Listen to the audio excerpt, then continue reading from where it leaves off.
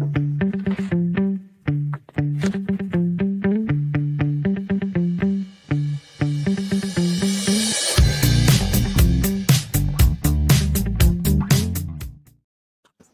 welcome to another episode of A Podcast. Your host, Stephen Maxted, with A Podcast, and today we have a very special guest, super fun recent meeting in person as we build this up, Yemilo Audu. And we met at a recent, you were on a panel actually, and I was just like, we got to talk afterwards at some point, whether it be in person right there, like I made it happen. And then I was like, we got to get you on the podcast to share your story. I found it very interesting, and thank you so much for making time today. It was a easy connection to make. It seemed like there was lots of things that you are working on that little parts of my life were involved in, but you're having a bigger impact out there. And yeah, thanks so much for making time. And I want to hear, I'll pass it over to you and to share a little bit more about your story and what you're doing. Thank you, Stephen. Yeah, I am ready to share my story, at least one of them, and it should be fun. Yeah, awesome. And what overview, I guess, of the company today that you manage and run? What is the foundation of what you're doing, in a sense, to explain to the listener here? Sure. So I own Tukoda Productions. We go by Tukoda, and I do corporate event productions and consulting. So that basically means that I try as much as possible to make sure that people who are at your events are able to connect with each other properly, and that accessibility isn't a problem in your events for everyone to be able to participate equally. Yeah. And how did this journey start for you in this particular company? How did this journey start? Okay. Well, that question always gets me because I feel like I was running away from being an entrepreneur for a while. I was working in several positions where I help people start their businesses specific to Manitoba, Winnipeg. So at first it was women starting their businesses, and then it was people living on a low income and newcomers. But for some reason, I know the reason. I'm an immigrant, so I really just like the stability of knowing that I had a full-time job and a paycheck that I could expect basically every month. But I was also a part of events over the years, hopping on one or two planning teams, and I landed a part in the productions team for a major conference. And really, that conference opened my eyes to the fact that I didn't feel like I was attending or presenting a lot of events where people were truly connecting and that there was diversity in the room. And the reality was that that was the kind of conversation I had in my community as well. And rather than keep talking about it, I figured I would do something about it. So I started my business. That's the short story. Hey, listen, we can come at it from any angle you want. I think that's a great start to get us into it a little bit more. And I mean, part of the major things that was a highlight when I heard you speak on that panel, I definitely want to explore this and wherever we end up going with this episode is, but the accessibility piece really hit home for me. I know you shared a story there, and I don't even know how to open up that one specifically, or if you have another story you'd like to share, but how important accessibility really is to events and some of the issues that you've maybe seen over the years is a good way to ask that for you. Yeah, so for me, accessibility is a very core part of presenting a good event. So with diversity and inclusion, diversity, I believe, is just really, I ask the question, what does your community look like? So you have people that have physical disabilities, you have people who have invisible disabilities, you have people who are of different, age groups, different races, different, I would say economic status. All of that is that diversity that already exists in our community. And my question tends to be, if you're having an event that doesn't reflect that, the question is, who are you excluding? So another part would be that inclusion. So the inclusion is, how do I make sure that the people, the diversity that you are inviting, feel welcome and feel like they belong in that space that you're creating. And that's your responsibility as a host, as anybody who's planning an event or presenting an event. I often work with a lot of corporate folks who don't see themselves as event planners. But if you're doing a training or a webinar, whatever it is, as far as you're gathering people, you have that responsibility. And whether it's good or not, you're a planner. And so that inclusion part is there. When you do invite that diversity, what does it look like for them to feel welcome and like they belong in that space, right? And then accessibility is just really making sure that they have the tools to participate equally. So if you're having even a hybrid event, the question would be, can the people who are attending in person or can people who are attending virtually participate in the same or equal manner as those who are attending in person? So accessibility would be providing those tools that they need to be fully able to participate in the space that you have gathered them in. So accessibility, I think, is undervalued in events because of the general perspective that people have for planning events, which is very much focused on logistics. Right. It's basically, we want to gather people. We want to, a lot of corporate folks are like, we have this funding and we have to do something with the money. And it's like, all right, but why are you having this event, right? Or what do you lose when you don't have this event? Like, what is the disadvantage or what is the value that will make people leave their homes or, take the time out of their day if it's virtually, or even invest monetarily to attend. And then you basically want to make sure that folks are able to participate and give that feedback that you need as well. So that's a core part of accessibility that I think that people don't really put emphasis on. The reality is events are such a core way of getting feedback, of revenue for a lot of businesses. I call it the gold, right? When you're able to really get the opinion of how people feel about either your company, about your community that you're building around that event, and you're able to do that work required to grow, either as an event planner or as a business, but really use that feedback. So it's not a dirty word in my opinion. It's just something that tends to take, it tends to take effort in the beginning, and people tend to fall to run away from it because it looks huge, right? But at the end of the day, you are losing more if you have to backtrack and try to insert that accessibility, and it ends up making your brand, and your company lose trust and loyalty from your community. I feel like that was a mouthful. That was wonderful. No, I think that was a great way to explain what you're doing. And my own brain started going on there when you were saying like hybrid meetings. That's such a common thing nowadays too. I mean, we're not even just talking like logistics of showing up to like one location, the logistics of, being able to, in my mind, and you might have other opinions, but like but this is where it's settled in my head. But, in terms of being able to like hear and see and communicate within that room that's visiting all on one end and with the rest of the team that's virtual, and trying to accommodate that, because a lot of teams are hybrid and they're not all local to one office, or maybe travel is an issue, or they happen to be calling into this meeting from somewhere else. Like, that's how I started thinking right away. I'm just like, hybrid, like there's like a lot of stuff that I probably hadn't even considered for a lot of good events. And having I've been on some during kind of like tail end of 2021 when less likely to show up in person and stuff to events, but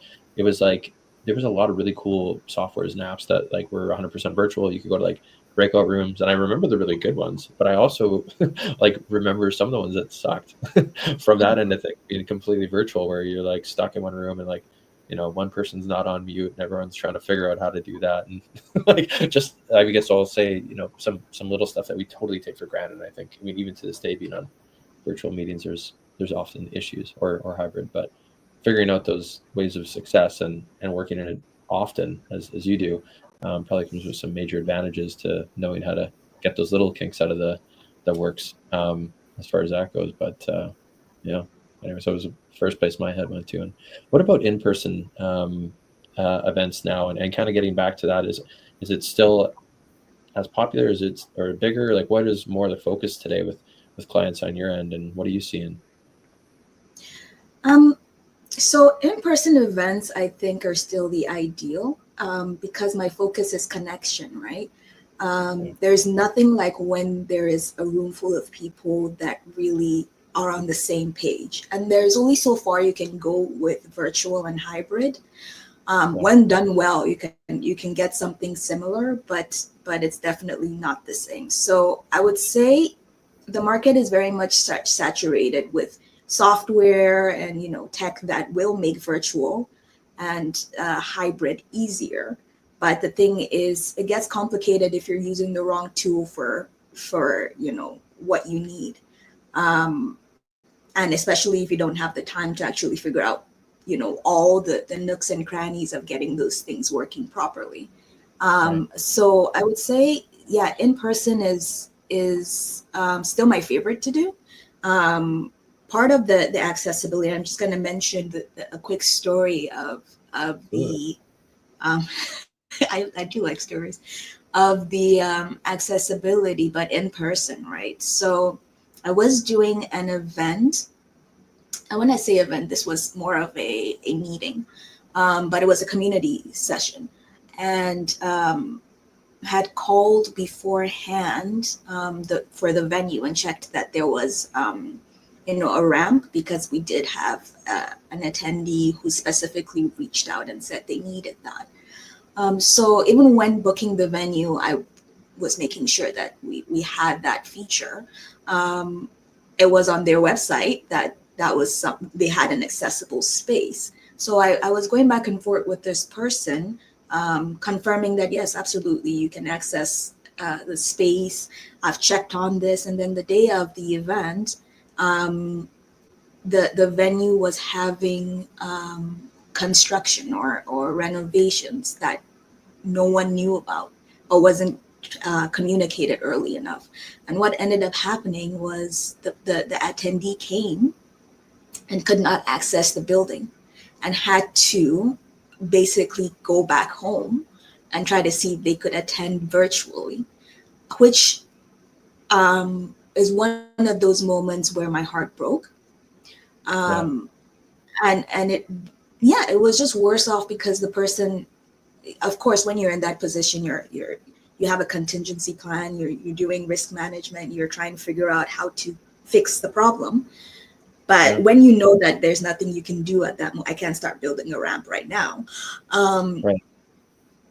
Yeah. And I'm having this conversation of just trying to let the person know that, you're still very valued, and this is quite unfortunate,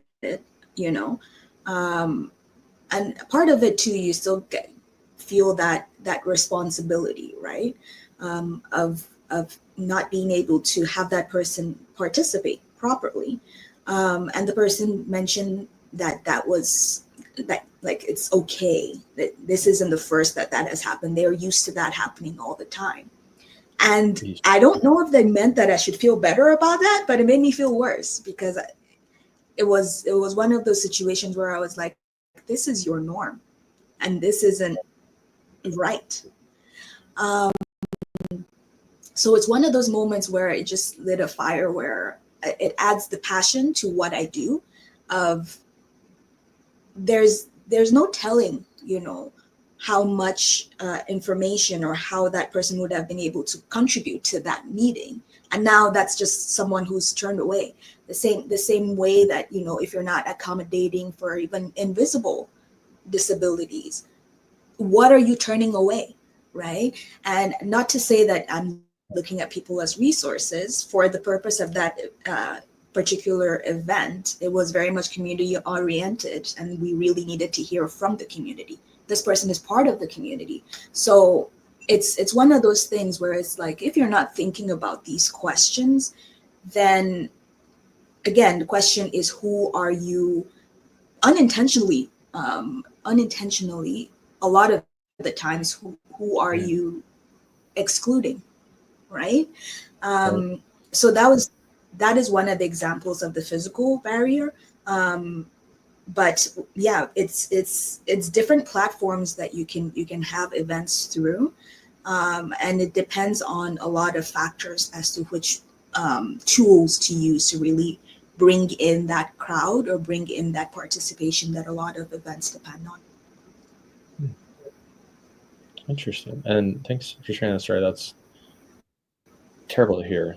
And obviously now it's like a main driver for helping accessibility, like in that particular situation, be like kind of definitely like a fixed solution ahead of time, as much as you can though, right? Because there's always gonna be something that's a little out of, your control, even though it's, an attempt to try to make that the right way. But obviously it looks like your hands were tied in that one for the building. But yeah, and obviously that sits with you very heavy, like for a specific story to share off the top of your head. How does that change the way that you plan and organize events today for situations that are similar?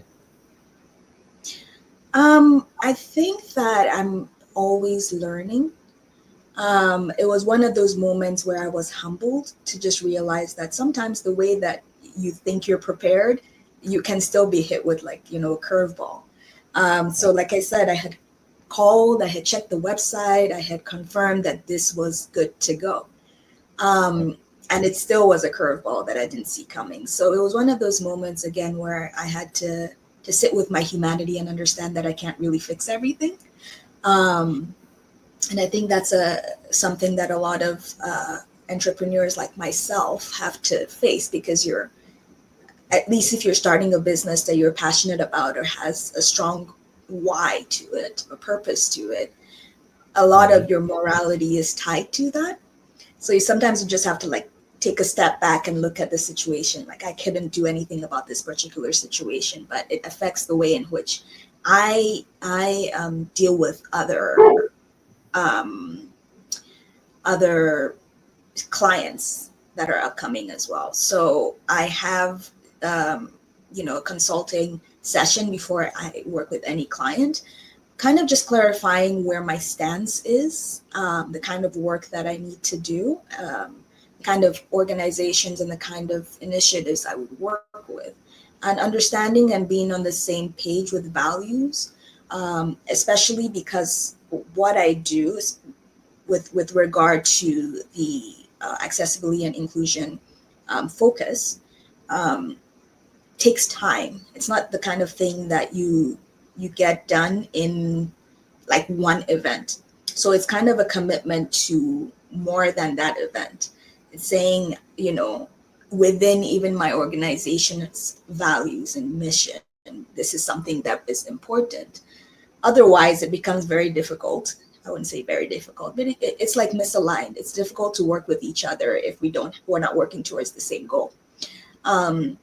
So it has affected me in the sense that I have had to say no, which is an odd place to be as an entrepreneur, because when you are starting off, my business is just about 2 years now. I was doing that freelance for a bit, but officially for about 2 years now.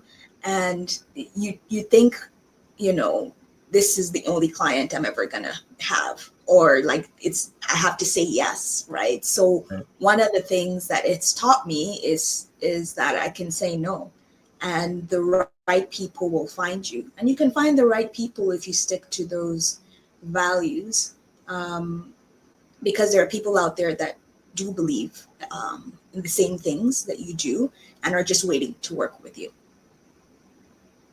Yeah, absolutely. And sometimes you end up pairing up, with fantastic people. We happen to get pretty lucky with that too. Thanks, every day, working with great people on podcasts, creating episodes. But what would be a very common thing that you see within events that you are working on where you're able to offer a solution very quickly. But it's like a little thing that's common that maybe someone could take a little tidbit from in our dialogue here around, being more inclusive. I would say like a common thing is people or organizations, again, because I work mostly with corporate or larger initiatives, is feeling like you don't have enough resources to accommodate the requests. And again, it's one of those things that happen when you look at the entire situation and think of it as this huge mountain that you have to basically, climb in one day.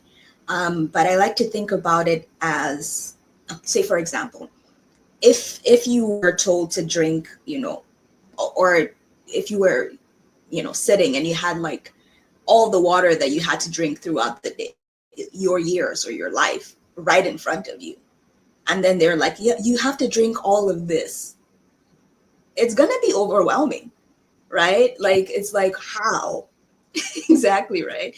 But then if you think about it, like one cup at a time, you will drink all that water throughout your years, right? And that is the way that I approach the work that I do, and the mindset I try to leave with my clients, which is, you are drinking this cup of water right now, which is, you are doing this event right now. Let's focus on what we can do in this moment with the resources that we have. If you can allocate one person, that your attendees can reach out to with their needs, then that's even way more than a lot of people do. Of just, I have a need, I need to tell someone. If there's a designated person, that I know that it's not like taboo for me to actually reach out and tell you what I need to be able to participate fully in your event. So people will tell you what they need. Just give them opportunities to reach out to you.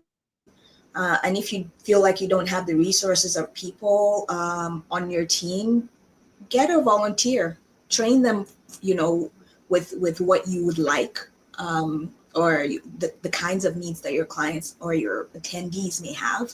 And volunteers are everywhere. Like I said, if you have the same values and you are vocal about it, people are going to reach out and say, hey, I would like to be a part of this. Can even be like your local high school. Someone wants to be able to attend your event for free. You just have to train them in a way to, accommodate properly and show that image and brand and the values of your organizations on the day of or days of, depending on what kind of event you're having. So the common thing is people just see this hill and they're like, never, I'm not even going to start.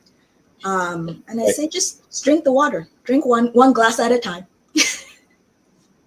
That's all. And I think it goes back to what you're saying about like the ability to go back and review events and then get feedback, right? And not be maybe take it too personal in a sense, right? Like, I mean, obviously, if it was something like negative because you care about it, I think that's why people do take those things personally. But it's good to move forward with whatever that feedback is, assuming that it's, valid, totally made sense for the event and ways to improve it for future events down the road. So I think that's one of the biggest takeaways I'm just having from even our discussion here is, how important that is. Now, how do you normally take feedback from events? Is it, I know sometimes I get emails, but is it an email, a text, or is it like a survey style thing? And how does that work within organizations to truly capture that data and information? It depends on what kind of event you're having. If you're doing something that's more community oriented, I don't think it's appropriate to ask people, all the time to fill out a survey. Also, the actual responses you get show that people are not quite interested in typing their feelings out. But I think an important part of feedback, again, because a lot of the people I work with, it's not a one-off event. It's something that keeps happening. It's like a series, or it's an organization that has been associated with that event. There are different ways to have that feedback, right? So it's either you have that on your website of, hey, we have this staff. If you are willing to call, have a chat with this person, then it's less of I'm typing something into the abyss. I don't know who's going to read it or what happens. I am a very big fan of just having someone day of that. It's like, if you have any questions, I'm here. A lot of the times, people will share how they're really feeling, right? When they understand that you do care how they feel, right? It's not just you're trying to do an event and tick the box and walk away. Um, Yeah. so a core part of giving feedback or providing um, means for people to give you feedback, I think, is letting them know that you're doing something with that information. Um, then Definitely. people are more likely to want to contribute to a grand idea, to a bigger thing. And Yeah. if it's for the betterment of whatever that initiative is, then they're more likely to say, hey, okay, this didn't work. And if it means that the thing I'm saying right now helps it work better, absolutely. Like, you got me. Um, Another thing is, give them incentives. You're asking someone for their time as well, Yeah. right? You're asking them for their time. You're asking them for their opinion. They've already paid you most of the times to show up at your event, and now you're asking for a resource from them as well. So look at it for what it is, Yeah. and give that incentive, right? Um, but yeah, I always just try to think of it from my perspective as a business owner. I'm pretty busy. So you may see it as oh, just give me 5 minutes of your time. But we all know those, the folks outside the grocery stores that need 5 minutes of your time. Why would you stop and think about how to translate that into what it is you're asking people to do? Um, Totally. yeah. So there's different Um, ways. You can ask for surveys. You can ask for feedback in person. You can do anonymous surveys as well, which sometimes are better off if you're working with folks who, or an initiative that is a little bit more sensitive. mhm. We want to give people the safety of knowing that they can remain anonymous but still have their opinions heard. Yeah, these are the kinds of things I would work one-on-one to figure out the best way. That's awesome. I had that thought too. I wasn't sure. I was like, maybe give like a incentive or gift card thing would be silly, but something behind there is like often I've like participated in surveys and done them, not because not solely because of that reason, but I'm like, oh, okay, yeah, like if I'm taking, yeah, like you said, time, and it's not probably just 5 minutes. It's like a big Yeah. multiplier, 15, 20, whatever. Like you're actually, if you want genuine feedback too, right? Because you can have questions that, go a certain way. And if there's a comment section, you're probably going to share more in there, if you have some bigger feedback for the event as an overall. So cool. Yeah. And it kind of, I think about it as there are different kinds of people. There's some people who really you'll never get to fill out a survey. Right. And so why are we kidding ourselves by thinking, oh, this survey is going to be different. This is the one that they'll understand exactly what we need. It's so a lot of the times I don't think of the quantity, I think of the quality of the feedback. If you can naturally find some people who will find you because they want to help you do better. I would Yeah, say, rather than look at that as critique, figure out what it is that you can use from that, right? Um, absolutely.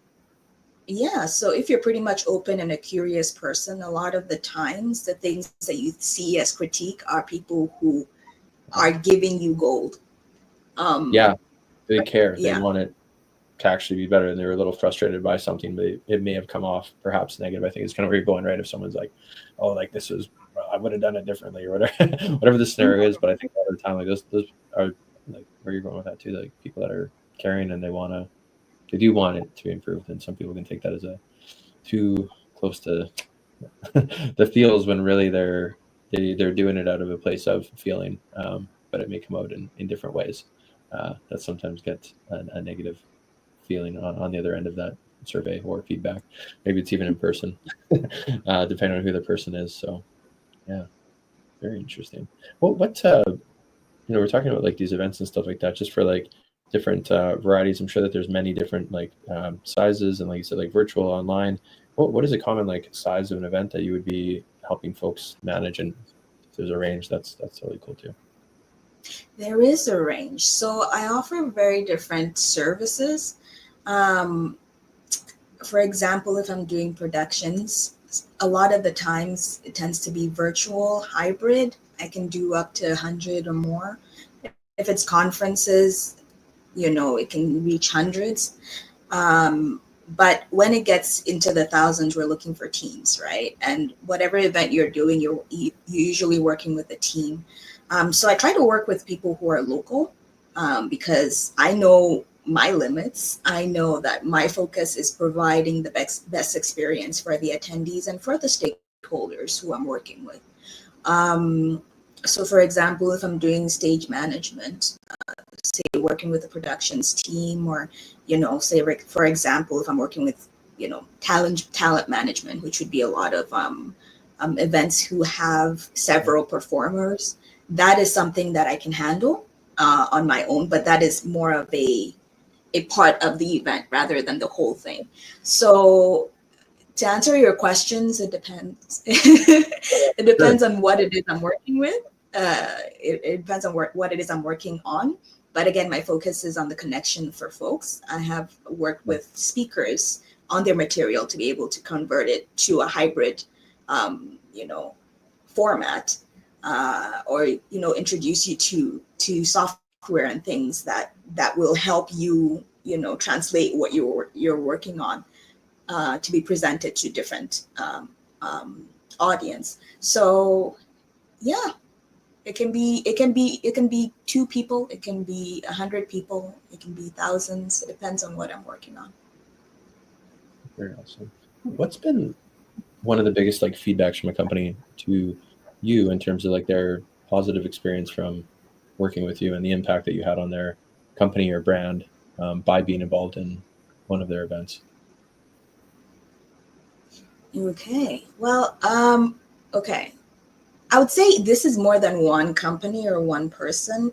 I tend to get that I have a quiet confidence, and I'm pretty good under pressure, which I think is very much needed when you're working on events, because if you're in the events sector, you know that something is going to go wrong. It's not a matter of if, it's what is it that's going to go wrong from your months or sometimes years of planning, right? And it helps to not take yourself too seriously and just think more on your feet. So my focus is calming the folks that I'm working with and letting them know that, you know what, this may not work right now, but I got it and we'll be fine. And a lot of the times I think that's underestimated, because people don't tend to pay attention to what's actually happening behind the scenes. So for the beautiful swan to be swimming, a lot is going on, under the water. Yep. Exactly.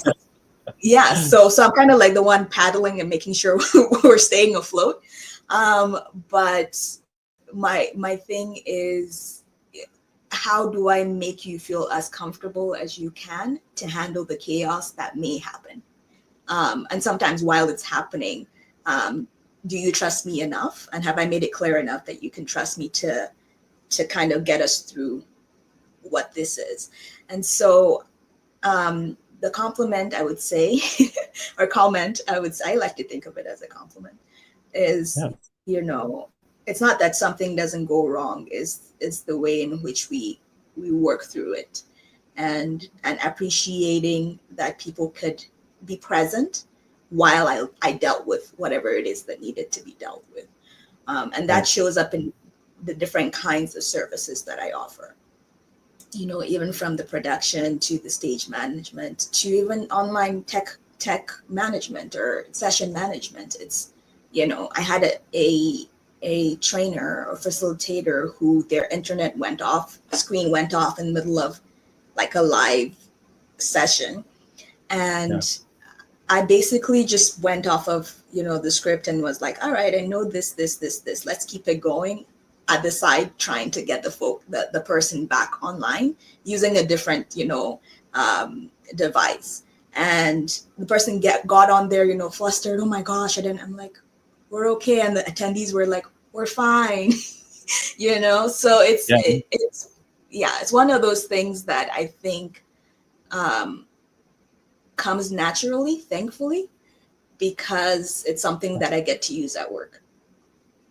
Yeah, no kidding. The calm in the storm, the swan on the lake. I love that. That's really great that you get that as feedback. I'm not surprised at all. Not that this is a high pressure interview or anything. I just yeah, the energy in general about you that makes a lot of sense to me. That's Yeah. really wonderful. How do you end up meeting like a lot of your clients? I know that you take time to get to know them, make sure it's a fit, and how does that often come to be for you? Well, when I first started my business, I was one of those people who thought marketing and networking events was me trying to coax someone into working with me or using my services. But then, a friend of mine, I don't know if I'll mention her name, Linda Drostowicz. She does life coaching and a bunch of other stuff. But she's wonderful. And she used this analogy once of, um, if you're walking with a friend, say you're taking a walk and the person tells you that, they're having electrical issues at home and you're an electrician, will you just be like, oh darn, that must suck for you, and then go on the walk? Yeah. Or are you going to be like, hey, I am an electrician. Let me figure out let me stop by and look at what's going on. And I think that tends to happen with a lot of service providers like myself as entrepreneurs, because we don't have a tangible product.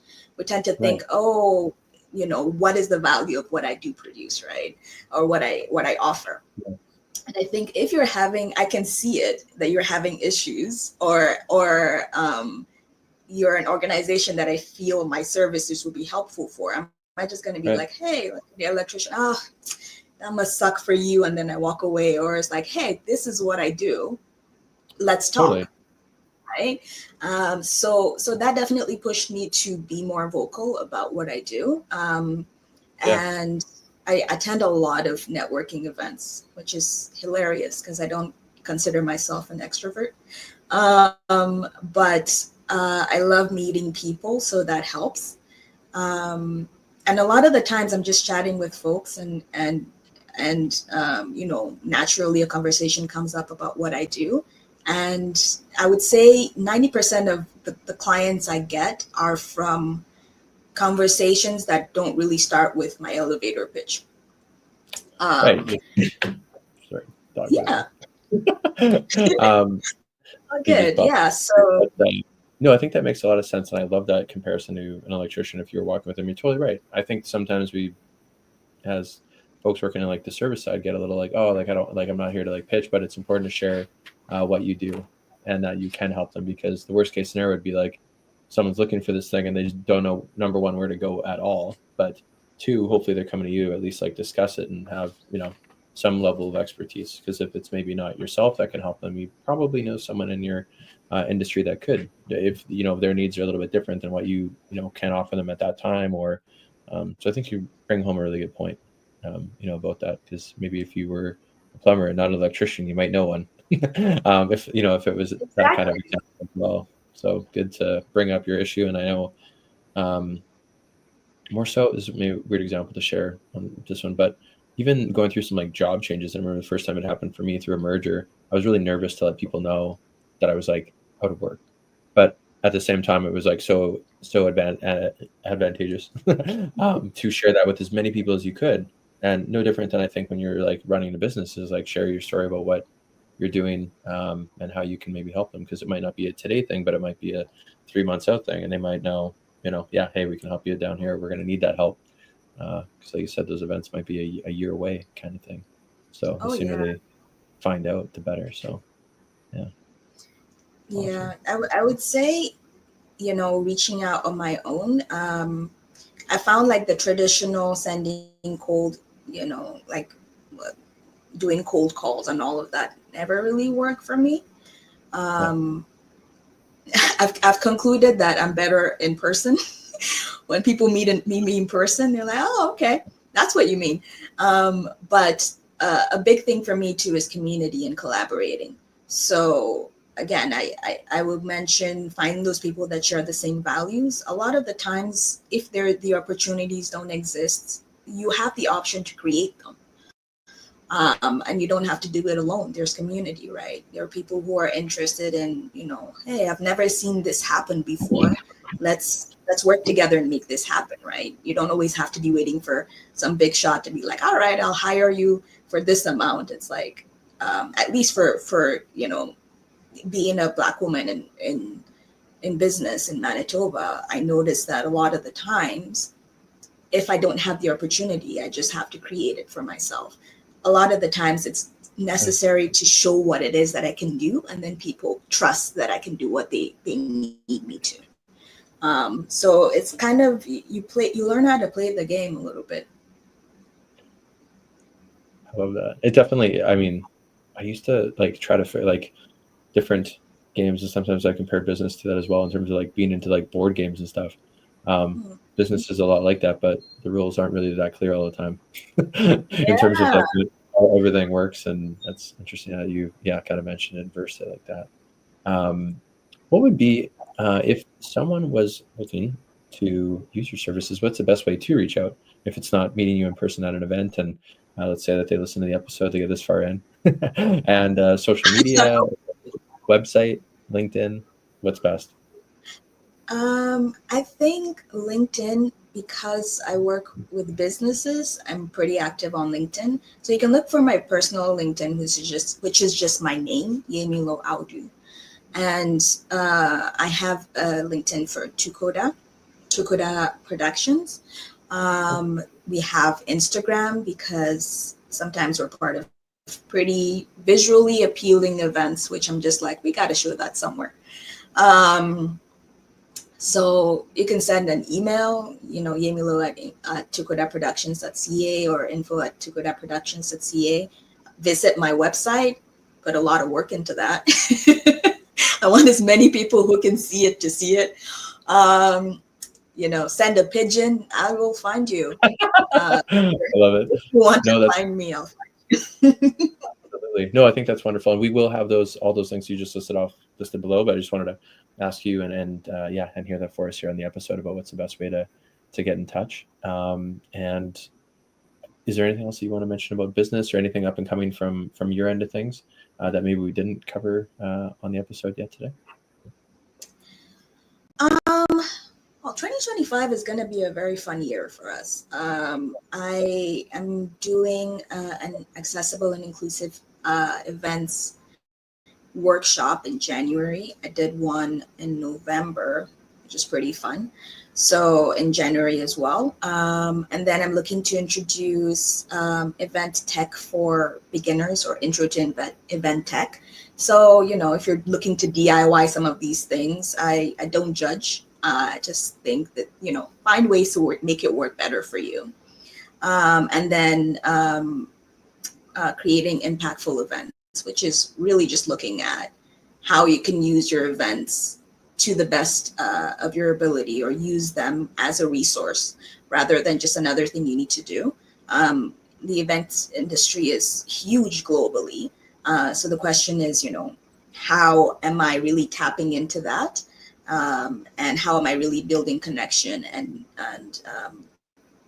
community through my organization or business? So I have a lot of that going on. I do blogs, which is, again, my focus is on giving people the tools that they need to do this. So if you're not working with me, please use the resources to do it by yourself.